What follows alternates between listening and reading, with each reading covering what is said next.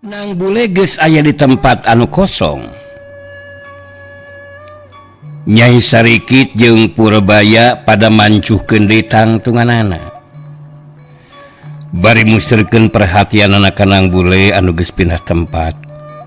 Sedengkeun Aki Rungking Pasir Gunting anu merhatikeun kana eta kajadian ngagerendeng ngomong sorangan.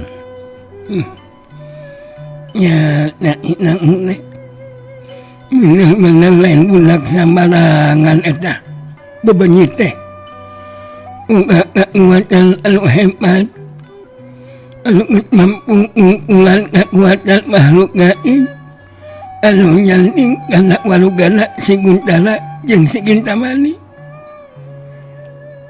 Ayeuna keur ngabantu si Sarikit yang Purbaya. Aing kudu ngamat makhluk gaib ya. Mun kaya kieu mah anu leuwih kuat tibatan makhluk gaib anu tadi geus diungkulan ku Sinang Bule. Genep makhluk gaib ayeuna ku aing kudu sila ngabantu si Sarikit jeung Purbaya masing-masing kasalingan 3 makhluk gaib. Aing nu gak ngayakinan Sinang Bule kawalahan tidak ngalawanan wa ulang lawana rasakeun saurang aja. Nah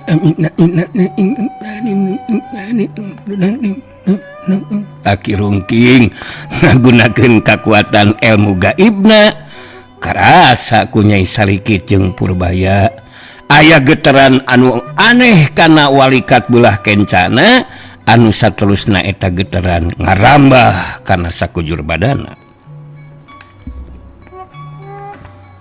Nyai Sarikit da puguh geus dibejaan ngeunaan nyandingna makhluk gaib kana warugana tujuanana tayalian pikeun ngabantu dina lumangsungna eta tarung.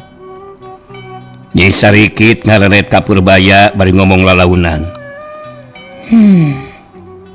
Baya, Aki Rungking geus ngabantu ku kekuatan ilmu gaibna. Bisa karasa ku urang duaan. Ayana geteran aneh kana walikat kenca terus ngalambah kana sakujur badan urang. Hartina urang teh geus kasandingan ku makhluk gaib anu bakal ngabantu ka urang duaan. Bener Nyai Sarikit. Baya bisa ngarasakeun ayeuna geteran anu karasa. Urang kudu yakin Nang Bule bakal mampu diungkulan ye. Meh bareng harita Nyai Sarikit jeung Purbaya ngawangun di pasangan, Nyai Sarikit bari musirkeun paneutepna ka Nang Bule bari terus carita. Hei Nang Bule, si laing montong boga anggapan bakal mampu ngungkulan anu jadi lawan.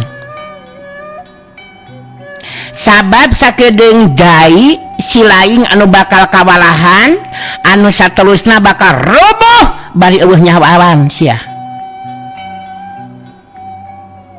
Pileuleyan sakedeung deui jeung dunya teh sia. Mal papangih deui jeung meletekna parampoe sakurang ajar. Aduh, menipu itis kitu eta ngomong si berwek nyengled.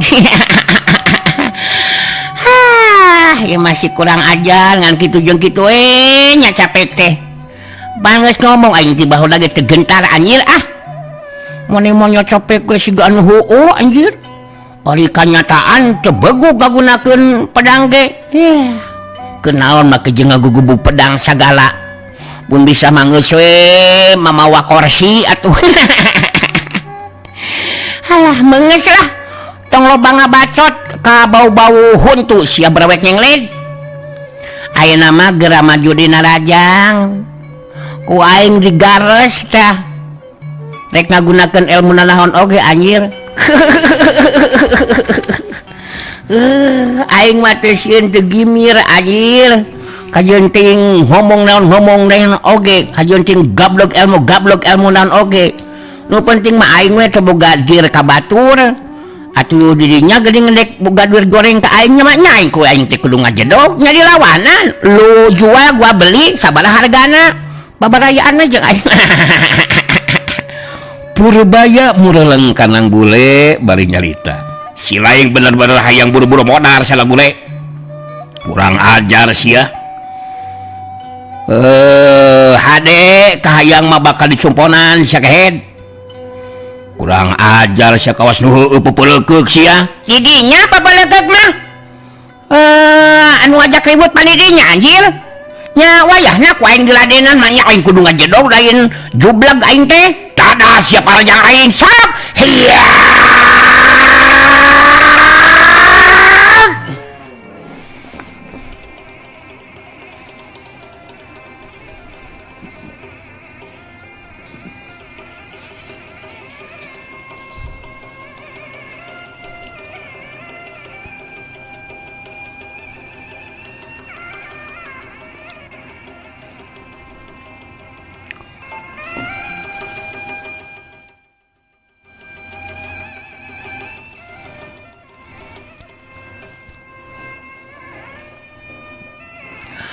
Jurelat cilung Purbaya maju narajang.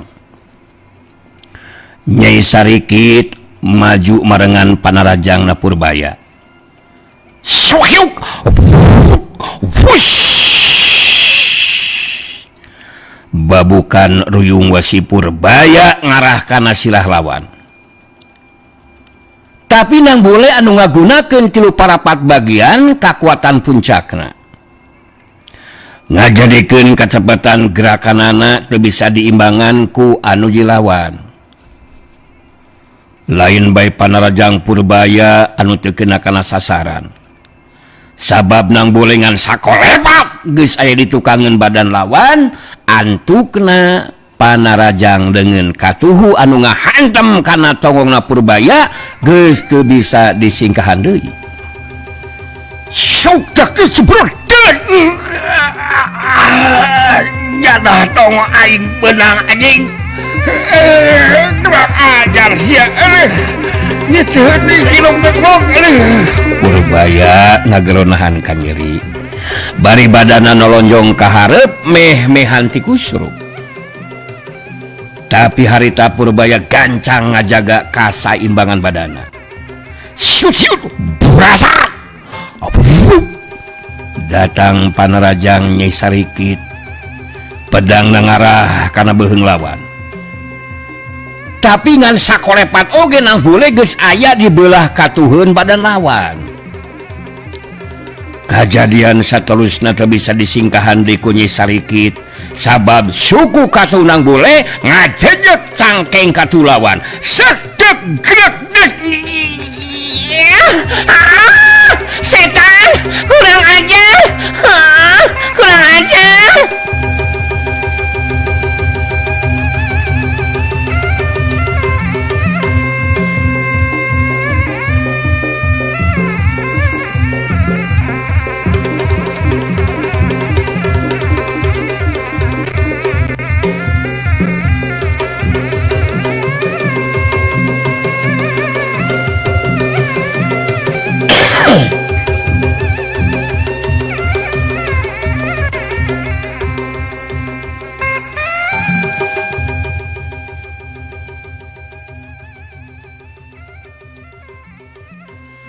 Nyai Sarikit ngagerok nahan ka nyeri bari badana ngabangkeung ka belah kenca. Tapi harita katingali Nyai Sarikit gancang ngajaga kasaimbangan badana anu saterusna mancuhkeun di tangtunganana.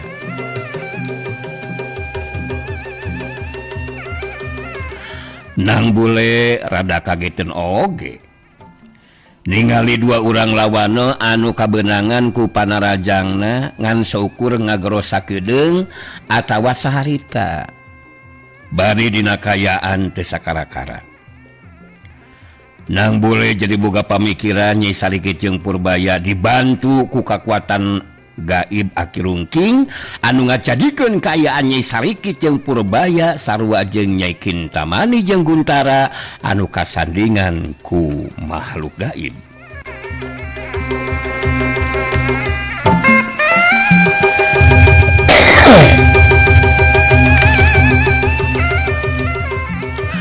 Nyai Sarikit jeung Purbaya pada ngawangun di pasangan. Harita nyarita di barung jeung seuri ditujukeun ka Nang Bule. Si laing pasina oge ngarasa kaget Nang Bule, koplok sia. Sabab sanajan panajang si laing kena kana anggota badan dewek. Tapi teu mampu ngarubuhkeun dewek. Ye aing teu sakalakara geuningan. Ngandung harti rek sababaraha kali si laing ngasupkeun panarajang kanu lawan tetep sakoplok moal mampu ngarubuhkeun dewek mah jeung Nyai Sarikit. Emang lah gampang kitu bae ngarubuhkeun aing duaan. Eueuh sakoplok. Hartina kaunggulan aya di pihak dewek lah Bule. Eta kanyataan anu geus bisa dibantah ku si laing deuleu sia. Bener Nang Bule. Rek sababaraha kali maneh bisa dibankeun panarjang kanu jai lawan, aing tetep bisa dibukeun ku si laing. Sok sia. Nang Bule ngabagikeun paneutupna ka Nyai Sarikit si pedang hangit jeung Purbaya betus nyarita. Dekeun sagoblok maraneh duaan rek ngabacot naon oge kumaha karep we. Rek ngabulak sabentetna oge pek sia. Anjir, blog. Aing oge geus nyaho sia aing mah.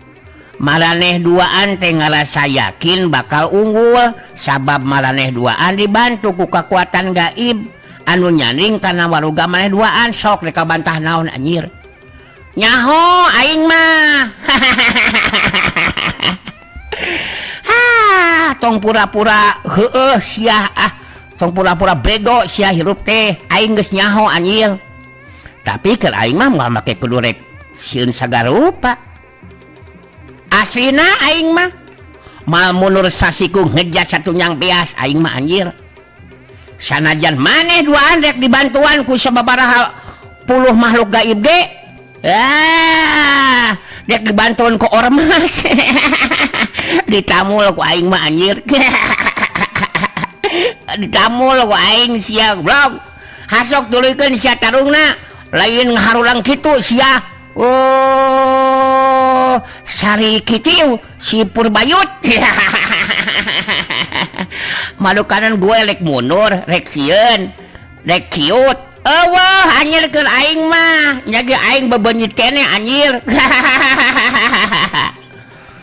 Nyai Sarikit silih reret jeung Purbaya. Duanana ngarasa kageteun oge. Sabab Nang Bule nyahueun kana kayaan maranehna duaan anu keur kasandingan ku makhluk gaib. Purbaya langsung nangtukeun sikepna pikeun neruskeun tarung. Bari saya gadiri pikeun maju narajang. Harita Purbaya nyarita.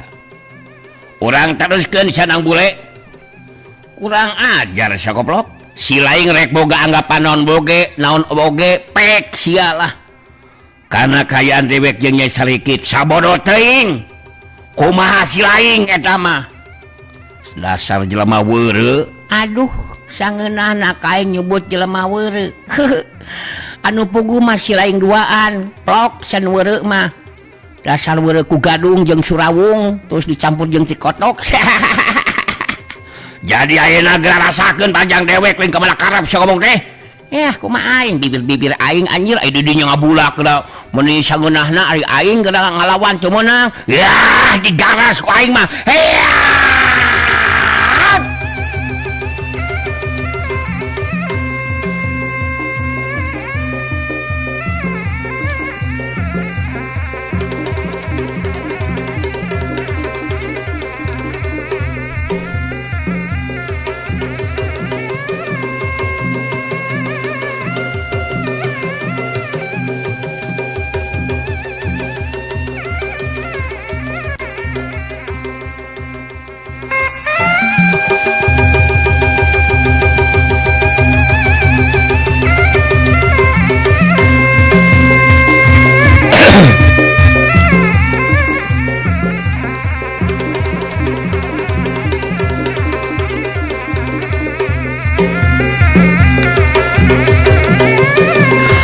jurelat cilung Purbaya maju narajang Nyai sadikit ke ngacurelat marangan kana panarajang na Purbaya ningali panarajang na Purbaya jadi lebih garang jeung bayangan harita nang boleh ngagunakeun ilmu pangeteng badan sapinuhna ngajadikeun babukan senjata ruyung wasiwulung Purbaya ngan saukurkeun ka tempat kosong sabab ngan sakolepat nang boleh geus aya di tukangan badan lawan sameme datang panarajang Nyai Sarikit nang boleh geus dibankeun panarajang mangrupa sapasang leungeunna anu pilih genti ngahantem kana tongong lawan saksu gas hiu kebrodas hiu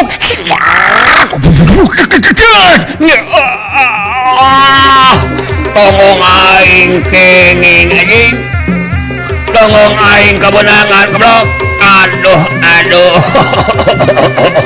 kurang ajar tidak boleh mondong seri sakablok nih nyeri wes ya alah karawan anjir alah bisa jadi goblok rasain lah Purbaya ngageronahan kan nyeri bari nolonyong ka hareup bareng jeung datang panarajang Nyai Sarikit harita katingali nang boleh geus ngacurelat nuturkeun Purbaya anu nolonyong ka hareup kajadian saterusna nang boleh dibankeun panarajang kana walikat kencalawan saterusna nang boleh luncat setengah badan geus kitu leungeun katu nang boleh ngajeut buuk Purbaya dina lebah embun-embunanana jurelat cilung hiu kebrodas panarajang nang boleh ngahantem kana walikat kencalawan krojeng nang boleh luncat setengah badan leungeun katuh nang ngacengut buuk dina lebah embun-embuna Purbaya sat krek cengut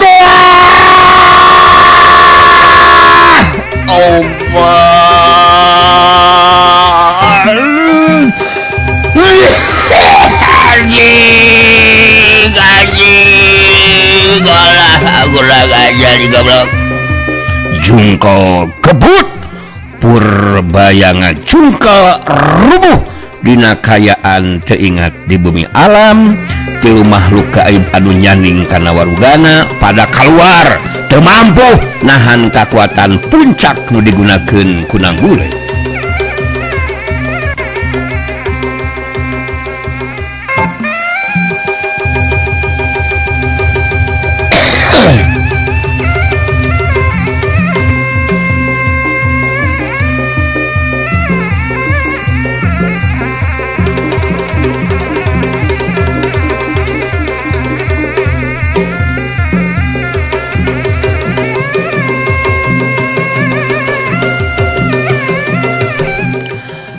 Nyai Sarikit anu tadina keur ngalakukeun panarajang susulan jadi kana gerakanana waktu ningali Purbaya geus dirubuhkeun ku nang bule Nyai Sarikit ngahulang bari ngomong sorangan dina jero hatena edan kurang ajar edan si nang bule teh telah mampu ngunggulan kekuatan ti makhluk gaib anu nyaning kana warugana si Purbaya edan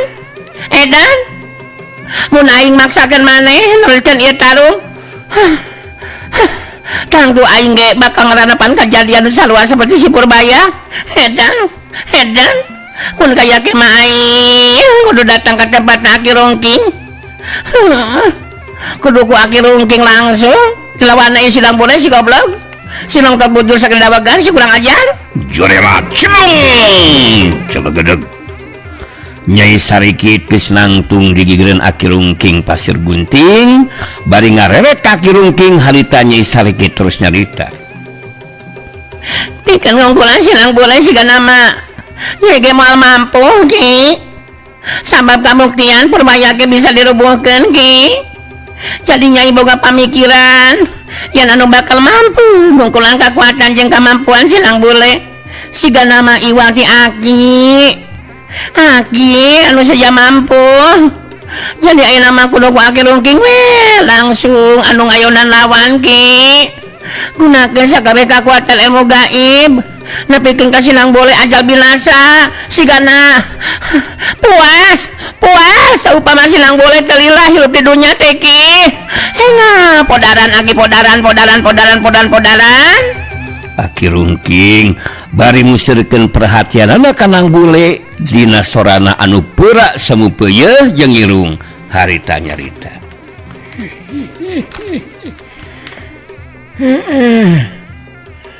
Aki ngarti Nyai ngarti kana eta caritaan teh ningali kala kekuatan yang kemampuan Lang Bule memang kudu Aki anu ngungkulanana Nyai kudu percaya ya kumaha hebatna kekuatan jeung kemampuan ilmu silat Inang Bule netep bakal mampu imbangan kekuatan ilmu gaib Aki mah Nyai percaya karena kehebatan kekuatan ilmu gaib Aki tapi saupamana Sinang Bule gak bisa diungkulan duh rek kumaha Aki sikap jeung tindakan urang Ki terus di mana Aki ijen jajakeun ngaronan Sinang Bule naon anu kudu dilakukan ku Nyai Aki nah milu ngabantu ka Aki atau kumaha Aki Ilang Bule mampu nimbangkan kekuatan kekuatan Aki maka Aki menggunakan kekuatan ilmu secara gak pedang iya kesempatan bakal poek mongkleng Nyai bakal poek Aki bakal poek kita tinggali minut ajan Sinang Bule semua bisa ningali ngirim urang dina ngayaan seperti itu urang kudu ganjang eloskeun diri di tempat-tempatna Nyai anu matak Nyai kudu nyadarkeun si Kuntala jeung anu sejenna Nyai carana kumaha atuh Aki carana ku Aki bakal dibejaannya Aki Rungking saterusna ngabejaan cara pikeun nyadarkeun Guntara Nyai Kintamani jeung Purbaya kituna teh sangkan dina waktuna ngaloskeun diri bisa kabeh babarengan ninggalkeun eta patempatan mun tepikeun ka Aki Rungking ngagunakeun ilmu sagara peteng. Geus beres kitu mah harita Nyai Salikit si pedang hangit nyarita make tanaga ditujukeun ka Nang Bule. Hei Nang Bule kekuatan jeung kemampuan maneh cukup hebat sabab geus mampu ngarubuhkeun Guntara jeung Kintamani katut Purbaya tapi ayeuna anu kudu nilawanan ku maneh bakal leuwih berat sakurang ajar sabab maneh kudu ngalawanan ieu Aki Rungking anu bakal mampu ngungkulan ajem pangati maneh. Nang Bule maju tilu lengkah terus mancuhkeun tangtunganana bari merhatikeun tangtunganana terus ngabagikeun panetipna ka Nyai Salikit jeung Aki Rungking terus carita. Alah yang masih Nyai Salikit alah diperhatikan ku aing maraneh duaan kalaka jongjon we ngalobro jadi hasilna tina eta obrolan maneh teh eta si Aki Rungkad teh rek diadukeun jeung aing kitu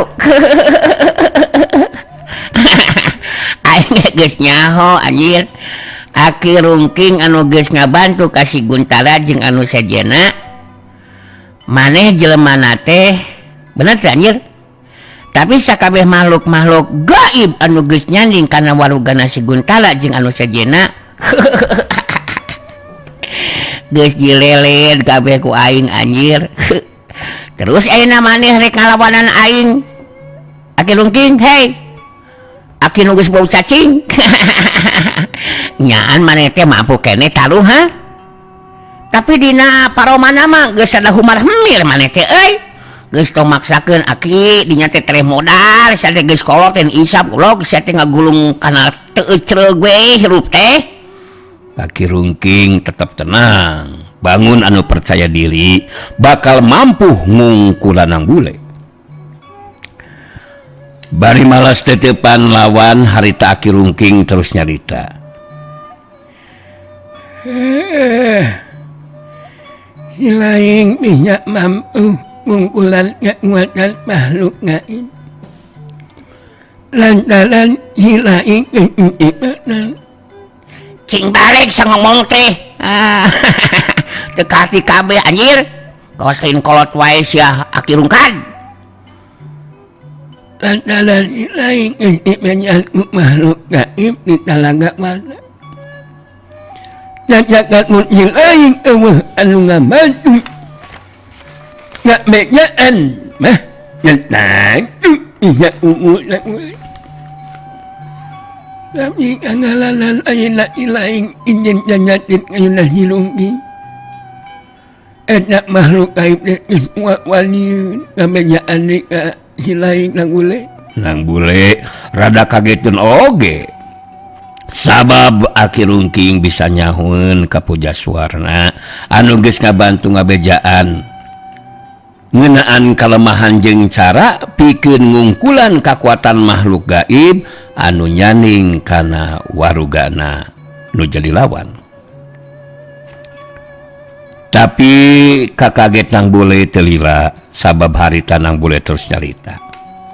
Maneh dengerin nih, maneh teu kudu loba ngecebrek wae sia. Aki-aki nu geus bau cacing. Mun heueuh rek taruh ngalawanan aing, hasok gunakeun kakuatan jeung kamampuan maneh sia kurang ajar.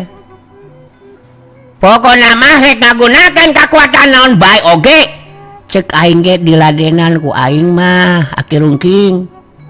Lain ngecebrek we ongko gablog ilmu gaib, gaib. Tai patut sia kurang ajar ah. Aki Rungking harita katingali nyelang nyokot dua regang garing anu ngagoler dina luhur taneuh.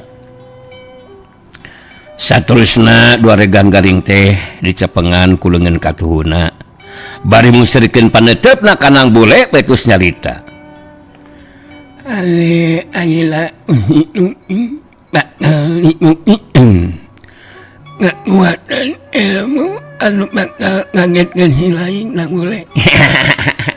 Mun mangga sok, mangga diantosan ku abdi diantosannya. Cing lala satunya eta mun ngarapal ilmuna supados hasilna teh tiasa ngabantos ka bebengok sia. Aki-aki nu geus bau cacing. Hayang diledek wae ku aing ku budak setepak anjir.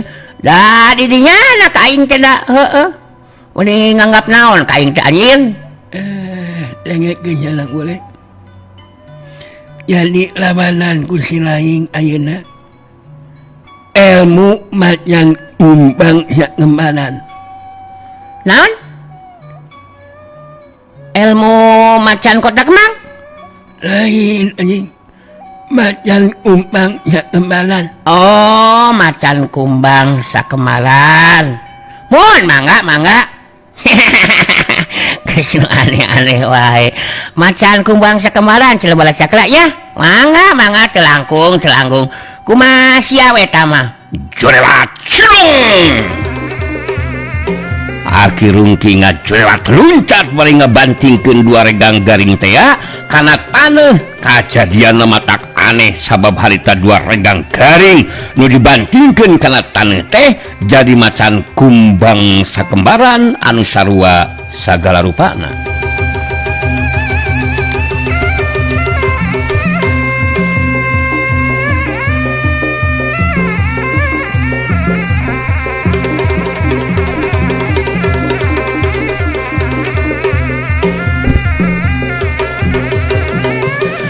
eta dua macan kumbang teh mencerong kanang bule bare nembongkeun huntuna anu rangeteng jeung sihungan anu kalintang panjang.